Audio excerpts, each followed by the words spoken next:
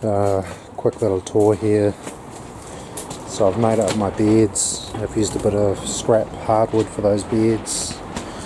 A bit of reinforcing that I had sitting around to hold the polystyrene in place. I've used polystyrene. I've insulated all sides of the bed, the bottom and the sides, because I want to keep the beds at a pretty stable sort of a temperature. I don't really want any temperature swings. Inside the bed I've got a bit of conduit here which I've drilled holes in, and then around that I've got shingle and a bit of mesh on top of that to stop the dirt from going to the shingle. And then, so if I ever overwater these beds, which I shouldn't do, but if I ever overwater them, I'm hoping that'll drain it all out down the back. These are the heating pipes. I've used LDPE for that. The melting point of LDPE is 130 odd degrees, whereas the boiling point of water is about 100 degrees. So even if I manage to boil the water in the system, these pipes aren't going to melt. These aren't going to be under pressure either, so I don't have to worry about any bursting pipes anywhere. Basically what's going to happen is water will circulate through the beds through a solar heating system that I'm going to make DIY outside. I'm going to have another system too, but I'll talk about that later on for nighttime heating.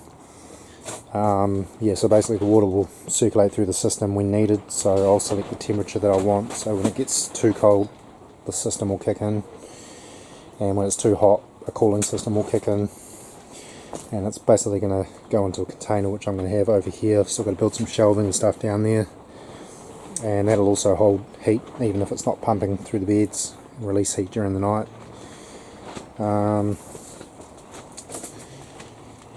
I've got two systems monitoring the temperature at the moment. I've got this jaalee system here, Bluetooth, and I can access that remotely on the internet through a gateway, and just a standard sort of a wireless thermometer here. Seems pretty accurate because they're both pretty similar readings. I've been comparing the readings in here to outside, and I've actually noticed that it's actually colder in here at night, believe it or not, surprisingly, than what it is, by about 2 degrees, than what it is outside. I'm not 100% sure why that is. I did a bit of googling and it sounds like that can happen, some kind of conduction effect, but I'm not sure what exactly causes that. With the jaalee sensor up there, I've got an app on my phone which I'll open up. So this app here, and I can actually, you can see I've got greenhouse there, 27 degrees, outside 15 degrees, humidity, etc. And I can actually double click that. I could look at hourly, daily, weekly, monthly trends. I think it saves about 20 days. I can actually see the differences in temperatures and humidities and compare them, that sort of thing. So that's quite good. So yeah, that's pretty much it.